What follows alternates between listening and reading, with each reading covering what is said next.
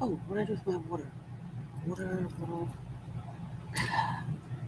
Hey, kia ora. Helen Brown's here, coming to you live from Sun City in Arizona. Hope you're all having a super fantastic, sparkling day. It's the weekend. Yay. What fun are you having today? Yesterday we talked about a lot of different fun ideas on things to do. One of the things we talked about was travel. Just a little bit in there about travel. So tonight I figured, why not talk about places that we want to go, traveling near and far. We're traveling far and wide. So we're going to skip the US destinations for now and start looking at different destinations, some of the top destinations around the world that people are wanting to travel to. Some still have some strict restrictions in place. Others are open and accepting visitors. Some will accept visitors, but put it this way: just talk to a travel professional about where you want to go, and they will let you know what travel requirements you need as far as what precautions they have in place for COVID and vaccinations, that sort of thing. What tests you require before you board a plane, before you board a cruise ship, all of that sort of stuff. Talk with your travel professional, because based on where you're going, there are some different requirements. Let's just put it that way. But first things first is make sure your passport is up to date. And if your passport is going to expire within the next 12 months, I would seriously consider getting it renewed now. I don't know what the wait time is, but I know that there was backlogs for a while there. I don't know if backlogs are still in place, but the sooner you get them renewed, the better for when you want to travel. So let's start talking destinations. Oh, so many. And I've been watching friends on Facebook as they're all going to all these beautiful places. Some are on cruise ships, some are on land, and they're all travel professionals currently traveling right now. And I'm just like adding stuff to my list. I have a very long list of places I want to go to. And yes, these places are all going to be part of some of our Before the Dirt Nap adventures. I'm going to go places that other people want to go, but I also want to cross off my list as well. So some of the places will be things that I want to do and see as well. And I'm just going to take some friends with me. It's sort of like, we'll go traveling together. Do you want to go as well? Let's travel together.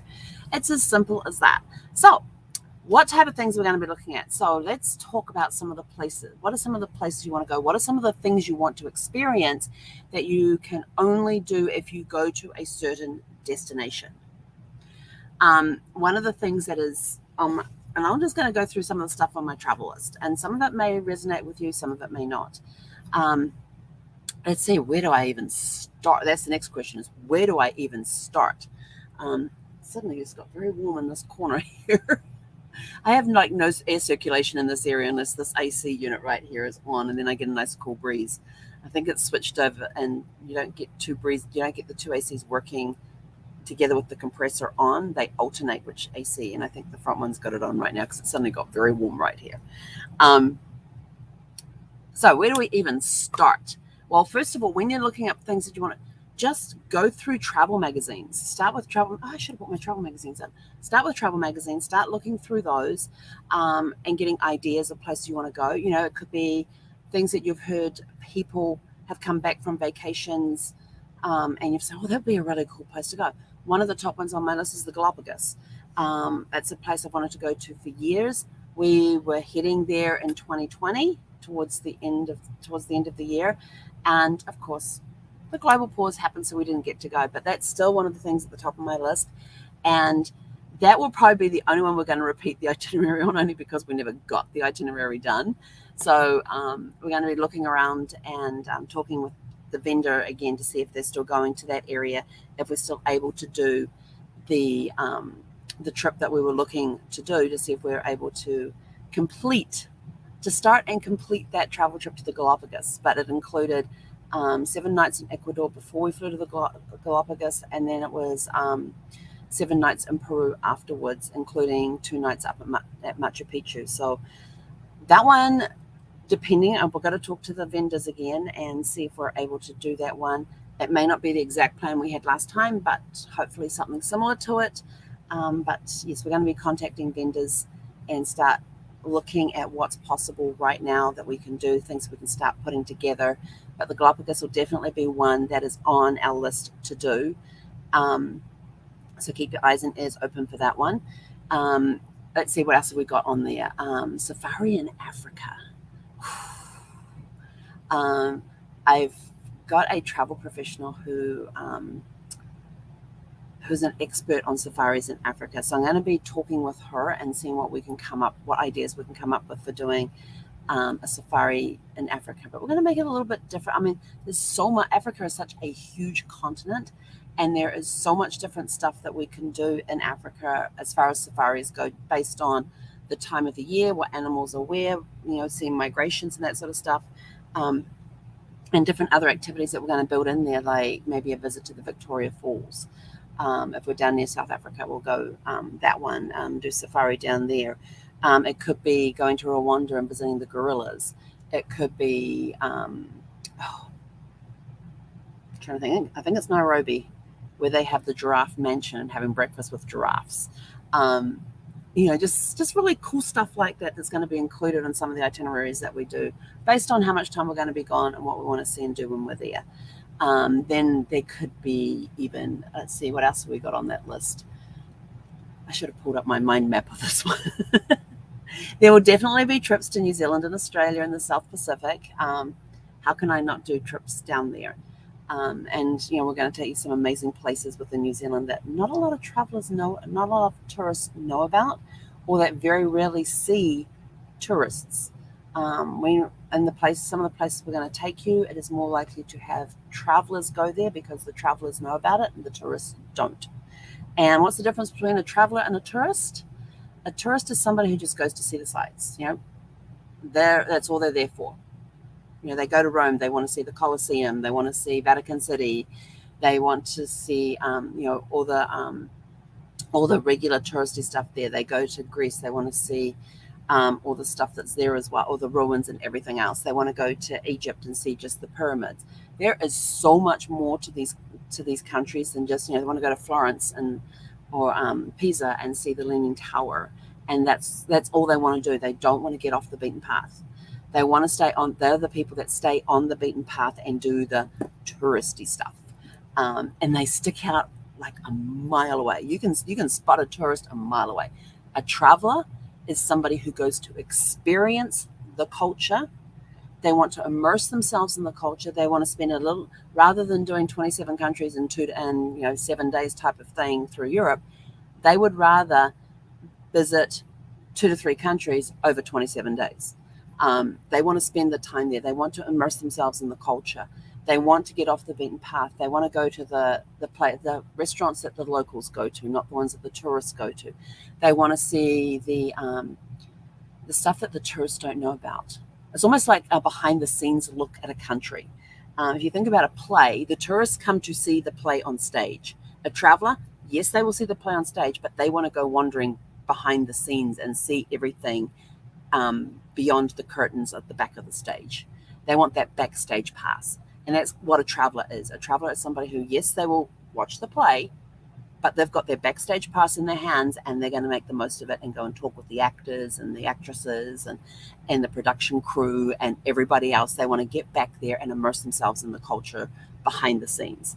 And that's basically what a traveler does in a country. Yes, they will go see some of the sites and everything else, but they really want to get off the beaten path and just go meet the locals and talk with the locals if they can.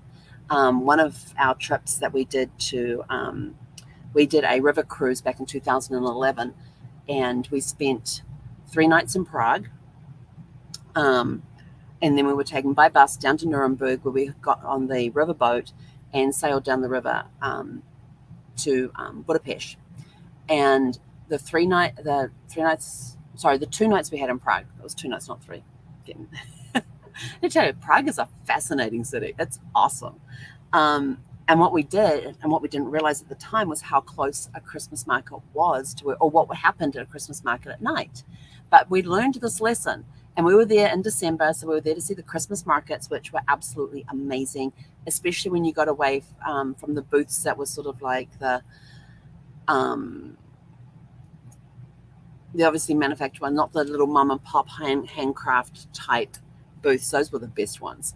But we got to see, and we made this mistake on the night that we had done a walking tour around Prague that day. And then in the evening, some went off to do, there was a couple of optional activities you could have gone and done, and Brad and I chose not to do those. So we made the mistake of having dinner at the hotel and then wandering down to the Christmas markets. And afterwards we were like, well, that's a big mistake. We should have skipped, because the Christmas markets were only a city block away. And it was a long block, and we were at the Intercontinental Hotel, and we walked down the street, which would have been Prague's equivalent to Rodeo Drive. That's the only thing we could think of it, because it was all these high-end designer stores, and it was actually kind of cool walking down there. And they had the trees all lit up lining the street, and you emptied into this big square, and there was this cathedral around the corner. And the cathedral is the astronomical astrology clock. What was it called? I think astronomical. It was to do with astronomy and to do with astrology. This clock, it's an incredible piece of mechanics, considering when it was built, and the story behind it is really, really cool.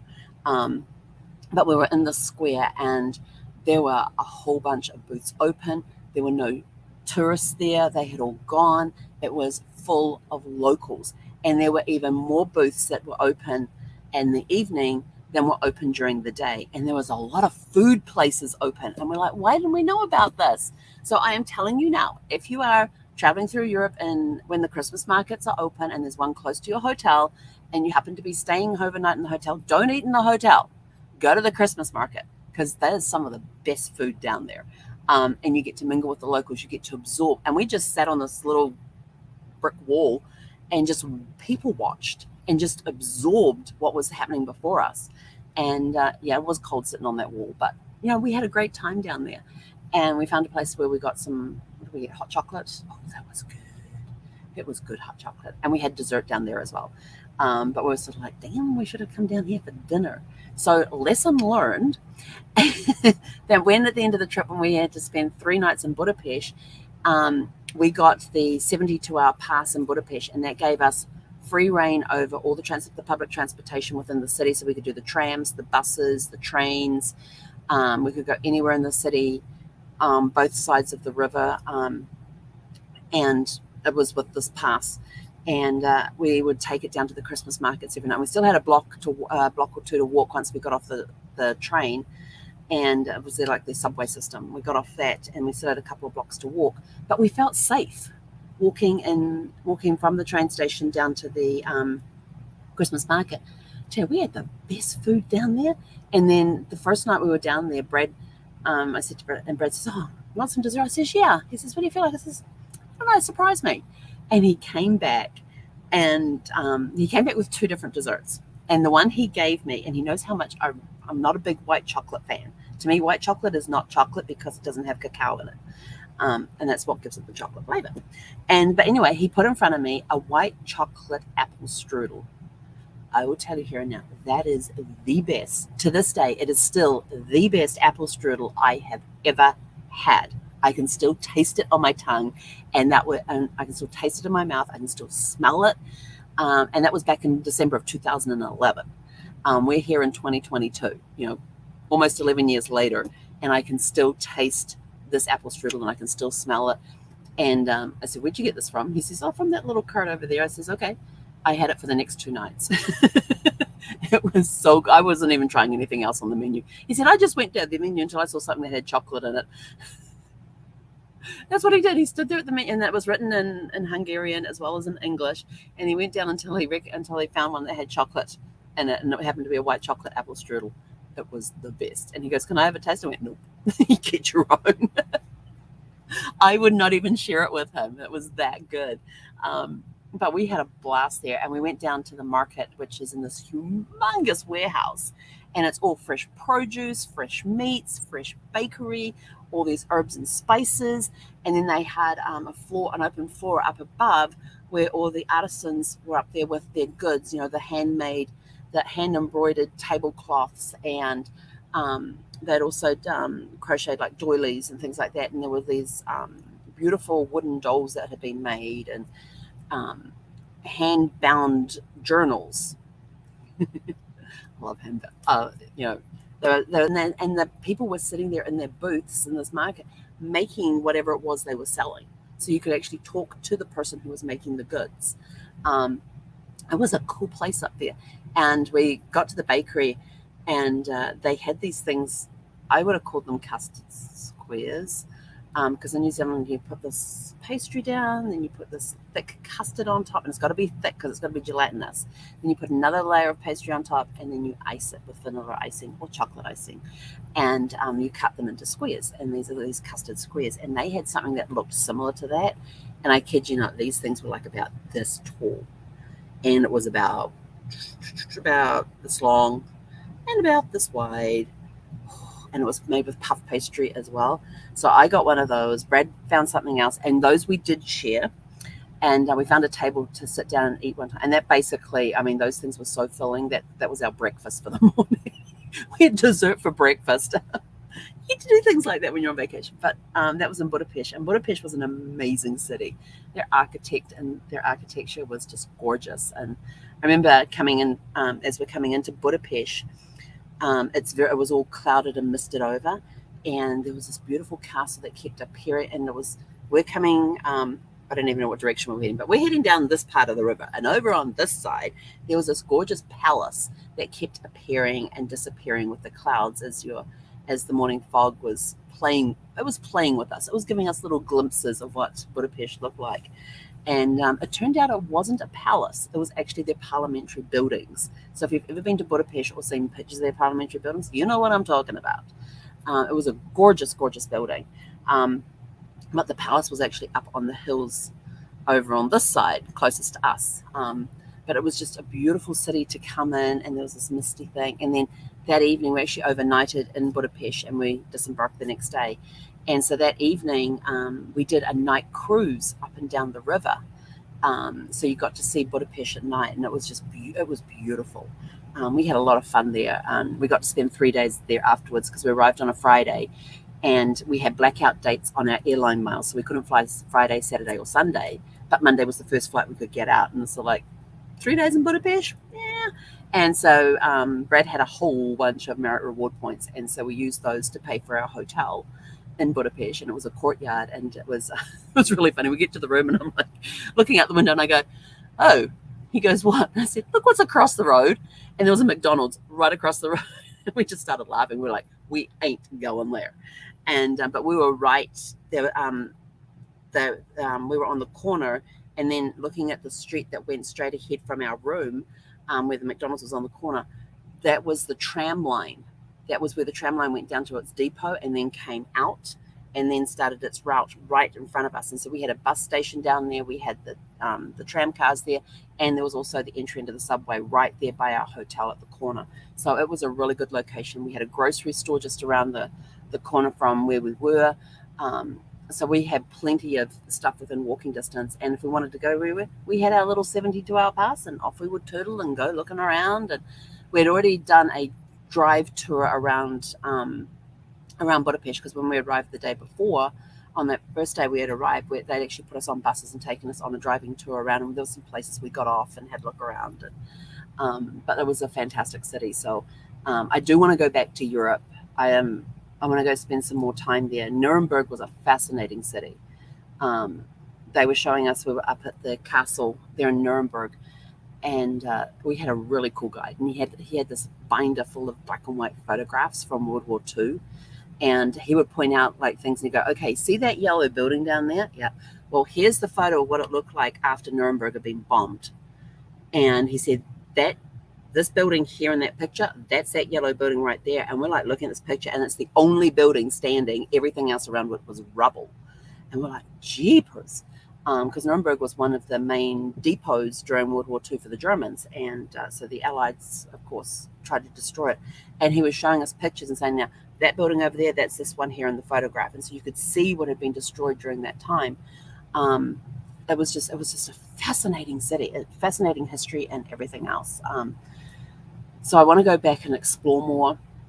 I want to go back and see more of that. I also want to go up into Scandinavia because apparently I have some Scandinavian blood in me with Swedish, Norwegian. I have Norwegian, Swedish, and Danish in me. And I've always, ever since I learned to say the word Copenhagen, I've always wanted to go there.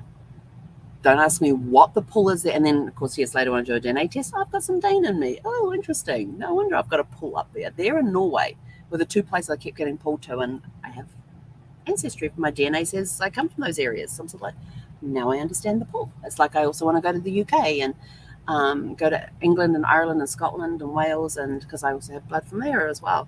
And I actually want to do a genealogy tour through England and go down to Cornwall and visit all the places that a lot of my ancestors came from, and then work my way up to Huntingdon, which is now part of Cambridge, and go visit Warboys, which is where my third great-grandparents were. Third and fourth great-grandparents were in that house, and visit that area. I also want to go up into Scotland, which is where my Scottish heritage comes from, up around Inverness and the Ross and Cromorty area. We've also got relatives over in Ireland as well, so I want to go over there and check that out. My second great-grandmother was born in the police barracks in Dublin, Ireland, so I want to go check that out. So there's all these different places that you can go to, and you can also, if it's just a place you want to go, but also too, what is in your genealogy that you could then go back and trace your ancestry? Why did your ancestors leave the country they were in and came to wherever it is they ended up? Australia, New Zealand, US, Canada. The ones that came out of that manor house in Warboys, there was some that stayed in England, some went to Canada, some went to the US, some went to New Zealand, some to Australia. In fact, one of the ones that came to the US ended up being a stunt person in Hollywood, and he used to be Steve McQueen's double in the movie The Great Escape. So when you see Steve McQueen's character riding the motorcycle at the end there and getting tangled up in the wire, that's a distant cousin of mine. So there was that sort of thing as well. So very interesting, history stuff. Where do you want to go? Dubai is another favorite of mine I would love to go to. That city has just exploded over the years. But the thing that got me most interested in Dubai was I watched a documentary on the Burj Al Arab, which is that hotel that looks like a big sail that sits just off the coast. It's got that little coastal road that connects it to the land. And the reason that they put it out there on its own little island is because it's actually its own little country there on the island, because they can serve alcohol there, whereas they can't in Dubai. And so that was kind of interesting learning about all of that. And it's the only 7-star hotel in the world. And the first time I saw that, I looked at Brad and I said, I want to go stay there a night, at least one night, just to experience it. And he's sort of like, do you know how much it's going to cost us? I don't care. I said, I am going to spend at least one night in that hotel. When it will be, I don't know, but it's been in my list for a very, very long time. But they've also got these massive malls where you can go skiing in them. And so it's like, cool to go see. I want to go stay in a 7-star hotel, but even if it's 1, maybe 2 nights, and just to experience it. And to say, I finally crossed that off my list. So that's definitely on my list. Egypt. I've got an acquaintance there in Egypt right now, and she is posting the most incredible photographs and videos daily of her trip in Egypt right now. And I am just like, I so want to go. She's going through all the different pyramids and the different statues and the different ways the Egyptians have honored their kings and their queens and all of this all through Egypt. And she's posting the most amazing photographs, doing the most incredible videos. And I'm like, I so want to go. And that's been another one that's been on my list. So that's definitely going into the Before the Dirt Nap Adventures, is a trip to Egypt and riding on camels and maybe doing a cruise down the Nile. But yeah, I just have this huge pull to Egypt as well. Don't know why, but it's just a place that's always fascinating. I guess because of the history that is there. Is thousands and thousands of years of history in that place. And just seeing all the photos that she's posting and the videos, it's just like, I so want to go. Greece is another place, doing the Greek Isles. But going to Athens and seeing the beginning of the Olympic Games. I've always been a huge lover of sports. Love watching the Commonwealth Games. And the Commonwealth Games are for those that belong to the British Commonwealth. They're actually on right now, and New Zealand is doing very well. We've actually won quite a few medals, especially in the cycling. We did really well in the cycling, but I think that was one of the first events. I haven't checked today to see what their medal count is at, but they were actually doing pretty cool, and that's currently taking place in England right now. But I haven't been online today to check to see how they're doing. But every time I've gone on my Facebook feed, there's another medal, and they're winning gold, silvers, bronzes. So proud of my Kiwi team over there. What do we get to? Oh, yes, so the Olympic Games. The Olympic Games started in Athens, Greece. I'd love to go see the origin, where it all began. So I thought that would be really cool, and go see the. I can see all these images in my head, but for the life of me, I can't think of half the names of them half the time. I'm doing very bad on that right now, but I have an excellent memory, but it's just not cooperating with me right now. But I'd love to go to Greek because I've always been fascinated with Greek myths and legends. And so I'd love to go to the places where these myths and legends take place and hear the stories behind how they became myths and legends. Because sometimes, what is it that Mark Twain says, that truth is stranger than fiction. That's why fiction is something like that. Truth, it's no wonder that, hang on. Mark Twain once said, it's no wonder that truth is stranger than fiction. Fiction has to make sense. And so a lot of times that's how the myths and legends get started, is because the truth was just too strange. So they had to come up with a way of telling the story that people would believe. And that's where your myths and legends come from. And they get passed down through time, and they get altered through time, as from one storyteller to another. Remember playing that game when you were a kid, where somebody would whisper something in one ear, and you'd have to turn around and whisper it to the person next to you, and then the message would go around the circle, and by the time it got back to the beginning, it was nothing like what it had started with, as people had changed one word or two from what they heard to what came out of their mouth next. There was a change that had taken place in that. And so myths and legends have changed over the years as the stories get told. But once they started being able to write things down, the legends didn't change as much. But those that have had the culture where nothing has been written down, those myths and legends take on little changes as time goes on. So it would be cool to go to the Greek. To Greece and the Greek Isles and stuff, and just learn about some of the myths and legends over there, and how they all got, and how some of them got started, and things like that. So it's just the history there in Greece that's always attracted me to Greece as well. And the Greek Isles just fascinate me. And all those beautiful pictures of the white buildings and the blue ocean, and that's just been a really cool one. What else have we got out there that we've talked about? That's on my list to do. Just doing some of the South Pacific Islands. I mean, I've done the Cook Islands, which is just an incredible place. I mean, if you want to go somewhere where time stands still, literally, it stands still. We flew in, we left LA, we got on the plane, we did our 10-hour flight down to Rarotonga. We got off the plane. This is when we had a group. There was 10 of us. There was 8 travel professionals and our 2 guides. And we got picked up at the airport. We got on. In fact, the whole airport experience of being checked in through customs was absolutely hilarious. We're standing there in line with our passports to go through passport control. You could see the conveyor belt for the bags on the other side. Sitting in the middle of the conveyor belt, up on a little ledge, there was this guy sitting there playing his guitar and singing and all of that. And as he's seeing regulars come off the plane, he stops and he goes, "Hey, John, you're back again. Good to see you." He's just calling out to the regular people that come to Rarotonga a lot, and that he's gotten to know over the years. And it seems like everybody who's on the islands knows this guy, and he seems to know everybody, all the regulars and the locals as well. And so we got our bags and our customs with these 2 people standing either side of the door. You just hand them the forms and walk on through. And our bus was there. It took us to the hotel. We had 2 hours just to rest, relax, get changed. After our flight, and I was keyed up. I was like, let's get going.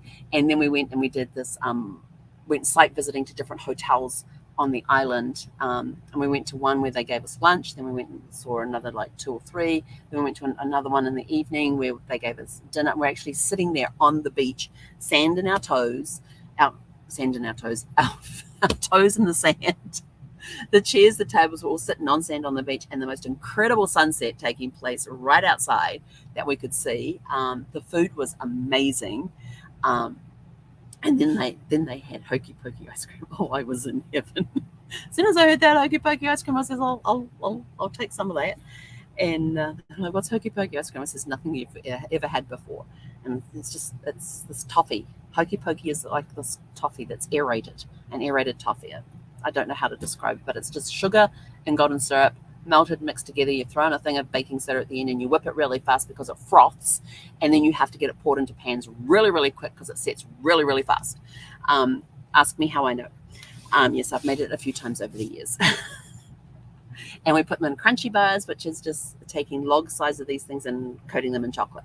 And then if you get the really good hokey pokey ice cream, there's actually chunks of hokey pokey in the ice cream, although it seems most of the ones I've had these days just got ribbons of it through, and I'm like, where's the crunch? There's no crunch anymore. I like the crunch. But yeah, so we got to and then the next morning, we had to be back down at the main office by 6:50 in the morning to head to the airport to catch a flight from Rarotonga across to Arataki, one of the ones that's got this beautiful lagoon on it. And if you have ever seen Survivor Cook Islands, Arataki Lagoon is where everything was filmed. It was all filmed there. If you've ever seen the Sports Illustrated swimsuit edition with on the beaches and stuff, that's all done around the lagoon on Arataki.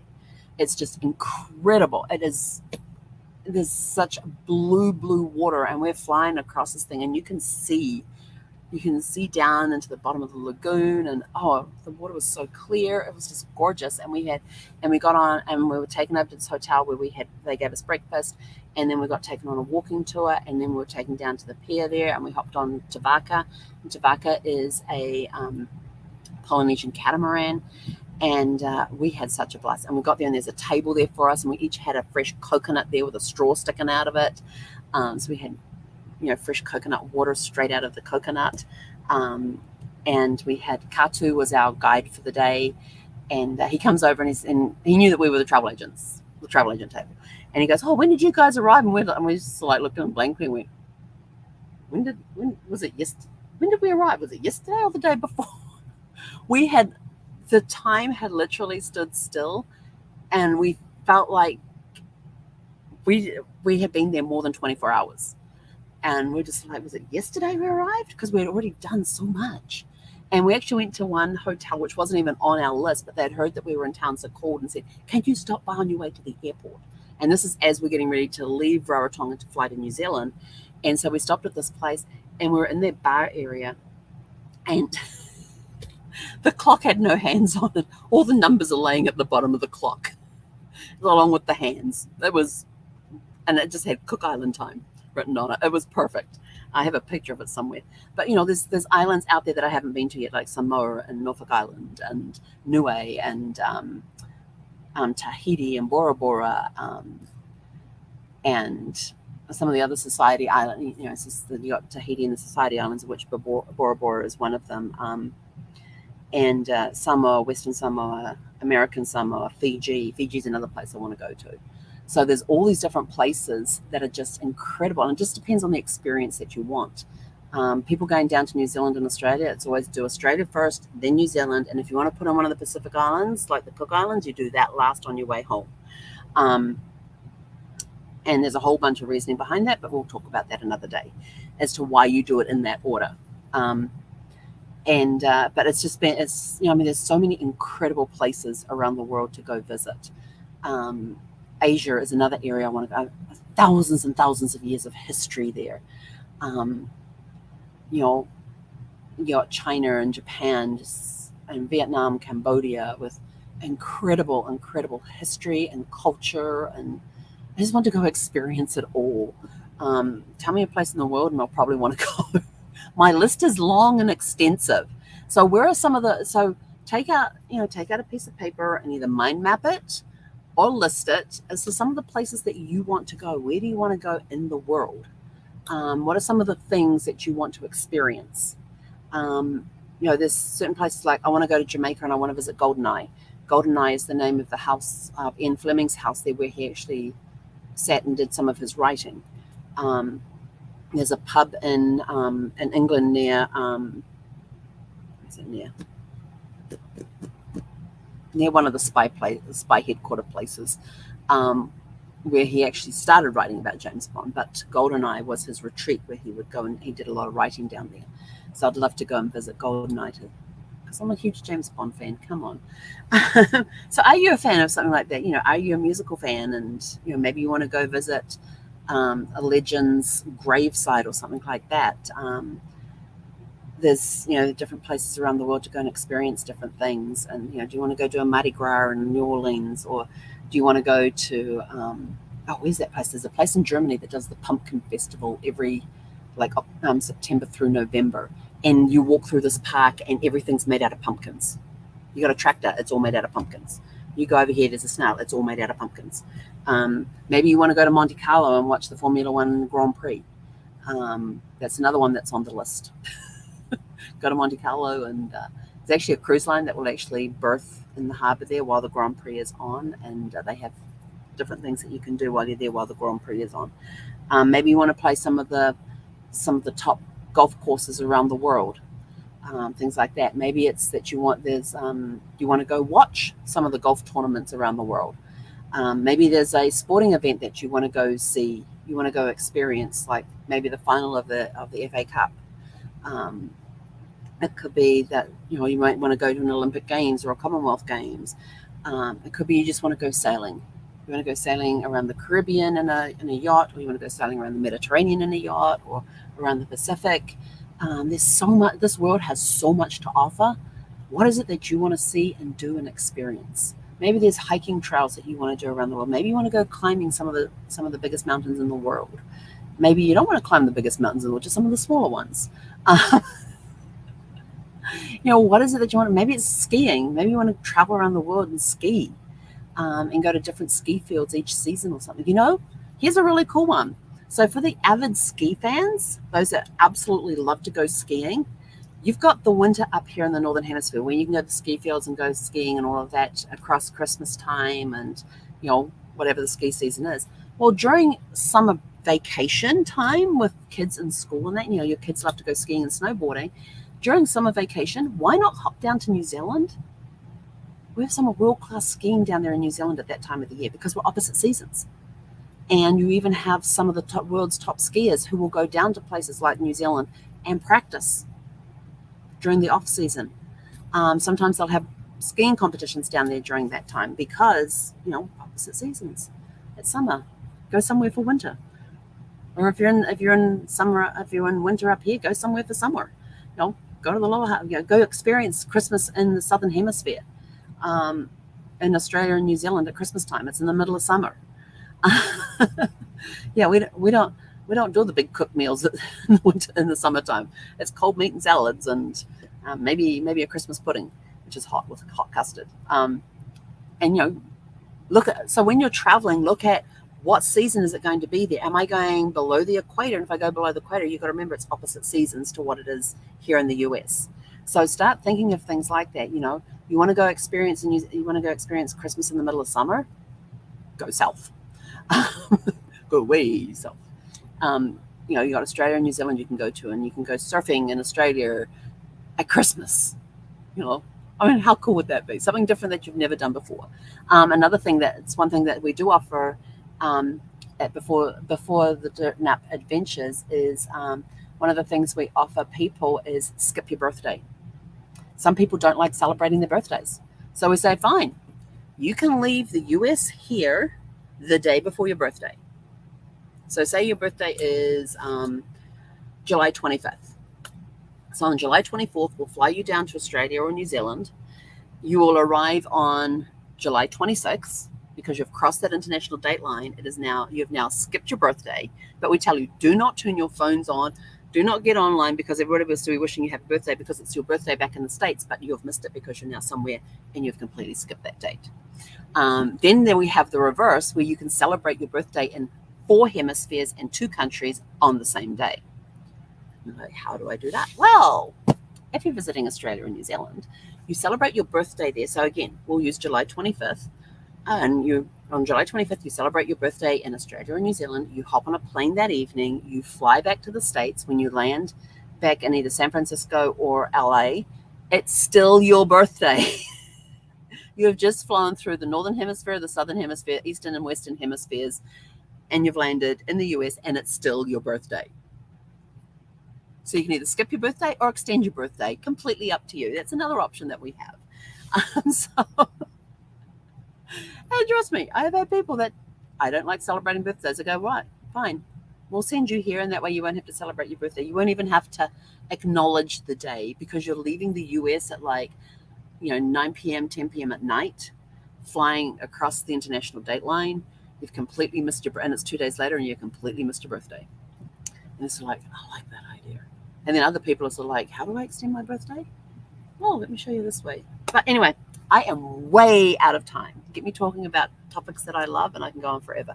And I know there's a whole bunch of other countries and experiences that we haven't even covered. Haven't even covered what's down in South America yet, or Antarctica, and that sort of stuff too. So there's a whole slew of things that you can do. Or Russia. We haven't even talked about the Eastern Europe. There's a whole world out there of different things that you can experience. So what are some of the things you want to experience? What are some festivals you've heard of? What are some sporting events you want to go visit and see? Start thinking about, well, I like watching golf. Well, I'd like to go see the Masters one time. Well, how do we do that? Well, let's get you down there. Or I want to go and see the Stanley Cup final. I don't care who's playing. I just want to go experience it. We can make that happen. So start thinking of things like that you want to do, things that you want to see and do, and let's make it happen. Go out, have a super fantastic, sparkling rest of your day, and we will catch you guys back here tomorrow at 6 p.m. Pacific. And I have to tell you, I have got some great people lined up starting on Monday. So tomorrow I'm going to tell you about who is coming in on Monday, and then Monday will tell you who's coming in on Tuesday. Tuesday will tell you who's coming in on Wednesday, and I think I have somebody Thursday as well. I don't know. But I've got people lined up who want to book in time to come in and chat with you all about living your best life now and how you can do that before the dirt now. Hey, Conora.